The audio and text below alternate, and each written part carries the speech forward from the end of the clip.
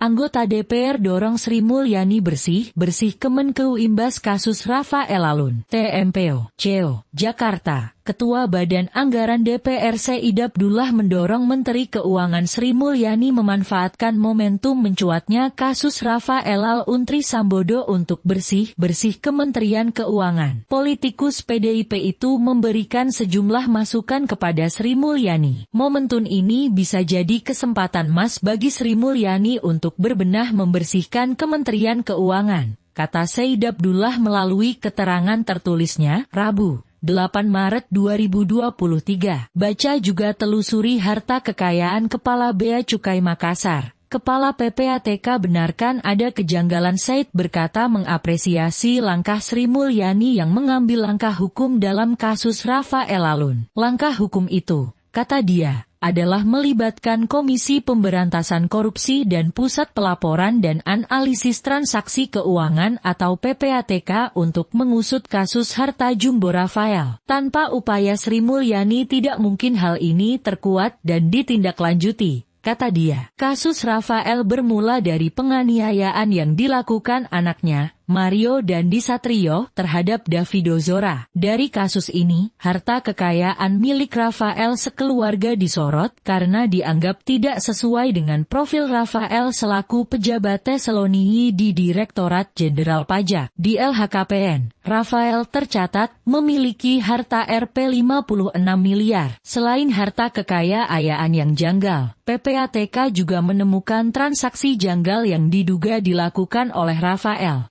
PPATK menemukan transaksi senilai Rp 500 miliar dalam kurun waktu 2019-2023 yang diduga dilakukan oleh Rafael sekeluarga. Komisi Pemberantasan Korupsi ini tengah menyelidiki harta kekayaan itu. Penyelidikan dilakukan untuk menemukan dugaan tindak pidana korupsi yang diduga dilakukan Rafael untuk mendapatkan harta kekayaannya. Baca juga fakta pemecatan Rafael Alun Trisambodo pelanggaran berat hingga tak dapat uang pensiun. Menurut Said Abdullah, ada sejumlah upaya lain yang mesti dilakukan Sri Mulyani agar kasus ini tidak terulang. Menurut dia, Sri perlu mengaktifkan whistleblowing system di Kemenkeu. Whistleblowing system adalah saluran yang disediakan bagi orang untuk mengadu dugaan kejahatan yang dilakukan. Said mengatakan apabila sistem ini sudah ada, maka Sri Mulyani perlu memperbaiki sistem tersebut agar berjalan lebih efektif. Langkah ini akan membuat insan pajak memikir ulang untuk tergoda berbuat fraud atau curang, kata dia. Said berkata Kemenkeu juga perlu membuka partisipasi publik untuk mengawasi para pegawai Kemenkeu, termasuk Ditjen Pajak. Menurut dia, Sri perlu mengajak tokoh profesional untuk memperbaiki sistem di kementeriannya. Dia mengatakan pelibatan unsur masyarakat